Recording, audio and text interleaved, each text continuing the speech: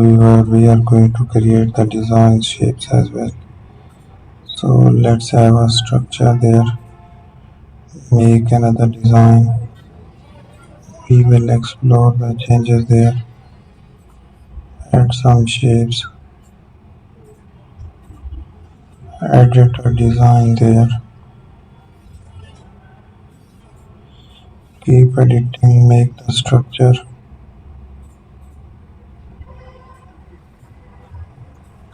So let's have that designs, add another structure, make these designs here.